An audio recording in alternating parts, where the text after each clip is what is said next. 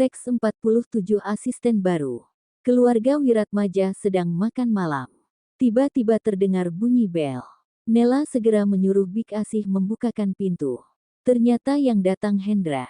Wajahnya terlihat kusut. Tapi karena Gunawan sudah tahu permasalahannya, dia memilih diam. Malam semua, sapa Hendra. Kamu sudah makan? Tanya Wiratmaja. Sudah, Pak. Aku mau numpang tidur di sini, jawab Hendra sambil berjalan gontai ke kamarnya. Tanpa menunggu jawaban dari Wiratmaja. Karena ini rumah utama. Sebelum anak Wiratmaja menikah mereka memiliki kamar sendiri. Termasuk Hendra. Om Hendra lagi ada masalah apa ya? Kelihatannya berat banget sampai tidur di sini. Tanya Rania penasaran melihat raut wajah Hendra. Gunawan ragu menceritakannya. Masalah keluarganya, dia baru tahu kalau Cynthia bukan putri kandungnya, jawab Wiratmaja sedih. Karena selama ini dia sangat menyayangi Cynthia. Biarpun sikap Cynthia tidak begitu menghormatinya. Apa benar ya? Tanya Rania terkejut. Gunawan mengangguk. Kemudian dia menceritakan semuanya. Gunawan sudah mengetahui apa yang terjadi dari cerita Hendra tadi siang. Setelah pergi dari rumahnya, Hendra mengunjungi Gunawan di kantor dan menceritakan apa yang terjadi. Gunawan juga bingung harus bagaimana. Dia juga tidak mungkin masuk dalam masalah keluarga Hendra. Gunawan hanya bisa menghiburnya. Kasihan sekali Om Hendra. Pasti semua terasa berat baginya, ucap Rania ikut merasakan kesedihan Hendra. Iya, untuk sementara biarkan saja dia di sini untuk menenangkan pikirannya. Kalau kamu ada waktu hibur dia, jawab Wiratmaja. Semuanya mengangguk. Setelah makan semua orang berkumpul di ruang keluarga untuk bersantai. Rania duduk di samping Gunawan. Kamu sudah pikirkan tawaran ayah untuk bekerja di kantor? Tanya Gunawan. Iya, besok aku ikut ayah ke kantor. Lagian suntuk juga di rumah terus. Tapi setelah Angga kembali ke sini biar dia jadi asistenku nantinya. Soalnya kalau aku sudah nikah otomatis waktuku terbagi. Dan aku ingin Angga yang menghandle semua pekerjaanku. Dan satu lagi ya, lebih baik posisi ayah diserahkan saja sama Kak Chandra nantinya. Dia lebih menguasai dibandingkan aku, jawab Rania. Untuk yang itu kita pikirkan nanti. Yang terpenting sekarang kamu mau ke kantor dulu. Besok ayah akan memperkenalkan kamu sebagai anak ayah di kantor dan sementara kamu jadi asisten ayah, ucap Gunawan. Apa tidak masalah aku langsung jadi asisten ayah? Terus asisten ayah yang lama mau dikemanakan? Tanya Rania. Tidak masalah, ayah sudah lihat nilaimu selama kuliah dan ayah yakin kamu bisa dengan cepat menguasainya. Terus masalah asisten ayah yang lama bisa dipindahkan untuk Chandra. Tapi selama seminggu mungkin dia akan menjelaskan semua pekerjaan yang akan kamu kerjakan, jelas Gunawan. Iya sayang, lebih baik kamu jadi asisten ayahmu. Sekalian menjaga pola makannya di kantor. Mama tidak mau ayahmu pulang seperti kemarin lagi, ucap Nela. Hehe, iya ma, jawab Rania. Dia kemudian bersandar di dada ayahnya. Gunawan senang dengan semua itu. Putrinya sudah mulai manja dengannya. Dia mengusap kepala Rania dengan penuh kasih sayang. Rania yang selama ini tidak pernah merasakan kasih sayang seorang ayah. Dia merasa senang diperlakukan seperti itu. Tidak lama kemudian terdengar bel berbunyi. Rania dengan cepat membukakan pintu. Kak Chandra, sapa Rania ketika melihat siapa yang datang. Malam Ran, sapa Chandra. Iya, masuk Kak, jawab Rania. Malam Om, Tante dan Opa, sapa Chandra ketika mereka sampai di ruang keluarga. Iya, sini duduk gabung dengan kami, ajak Gunawan. Aku kesini cuma mau tanya apa papa di sini Om. Dari tadi siang dia tidak pulang, ucap Chandra cemas. Kamu duduk dulu, perintah Gunawan. Kemudian Chandra duduk. Papamu ada di kamarnya. Dia juga belum lama datang. Menurut Opa lebih baik biar dia menenangkan diri di sini dulu, ucap Wiratmaja. Syukurlah kalau papa di sini. Chandra cemas kalau terjadi apa-apa dengannya. Apalagi masalah kali ini begitu membuat papa terpukul. Chandra juga bingung harus bagaimana, kata Chandra sedih. Begitu banyak masalah yang terjadi dalam waktu singkat. Sekarang kamu harus tegar, Hanya kamu yang bisa buat papamu kuat sekarang. Setelah amarahnya mereda baru kita bisa membicarakan bagaimana solusinya, ucap Gunawan. Iya Om, Chandra hanya bisa titip papa di sini. Lagian kalau dia pulang pasti akan terjadi lagi pertengkaran dengan mama. Chandra sudah pusing dengan semuanya. Yang sabar Kak, semua pasti ada hikmahnya, hibur Rania. Chandra melihat ke arah adik sepupunya dengan tatapan senduh. Iya Ran, kakak titip papa. Dia pasti butuh orang untuk menghiburnya sekarang, jawab Chandra. Iya, kita semua keluarga. Harus saling mendukung ketika ada masalah. Kakak tidak perlu cemas. Pasti Om Hendra akan kembali seperti sedia kala, jawab Rania. Dia bisa merasakan apa yang Chandra rasakan.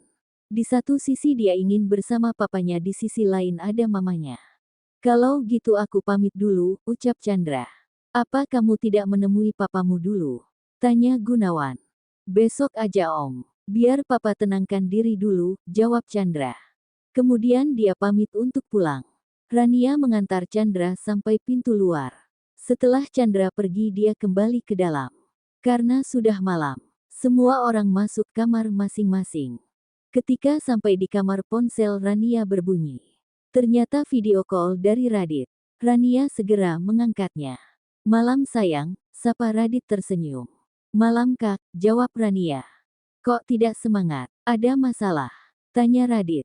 Rania kemudian menceritakan masalah keluarga Hendra. Radit yang mendengarkan terkejut, tapi kemudian dia kembali seperti semula. Rania juga mencerita mulai besok dia akan ke kantor ayahnya.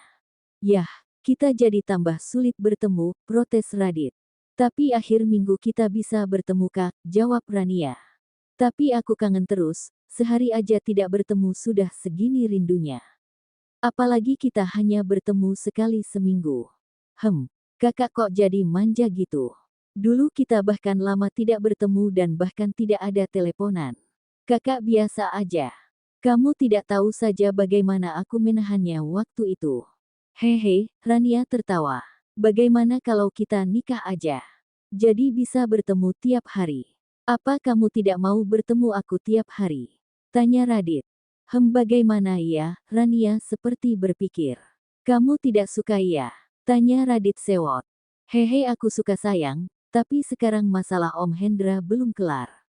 Setelah semua masalah ini selesai baru kita bicarakan dengan ayah, jawab Rania. Iya, aku ikut kamu aja. Semoga ayahmu tidak menghambatnya. Ya udah, tidur Gi. Besok kakak kerja.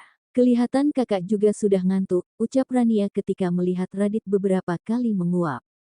Coba kamu ada di sini pasti aku langsung tidur sambil peluk kamu, goda Radit.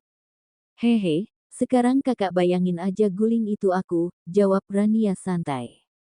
Sama aja Bong. Ya udah, kamu tidur juga Gi. Selama malam sayang, ucap Radit. Malam, jawab Rania. Radit langsung mematikan teleponnya. Pagi ini Hendra tidak keluar dari kamarnya. Dia melewati sarapan. Rania berinisiatif mengantar sarapan ke kamarnya. Tok, tok, tok. Masuk, terdengar suara Hendra dari dalam kamar. Rania kemudian masuk dengan membawa sarapan. Dilihatnya Hendra masih berbaring di tempat tidur. Kelihatannya semalam dia tidak tidur. Rania bawakan Om sarapan, ucap Rania. Letakkan di atas meja saja, jawab Hendra lesuh. Apa Om Hendra sakit? Tanya Rania sambil meletakkan sarapan yang dibawanya. Tidak, Om hanya kurang istirahat saja, jawab Hendra tersenyum. Dia kemudian duduk. Ya udah, lebih baik Om sarapan dulu. Gak enak kalau makanannya sampai dingin, kata Rania. Iya, makasih. Mas Gunawan beruntung punya anak seperti kamu, ucap Hendra. Om Hendra juga punya Kak Chandra.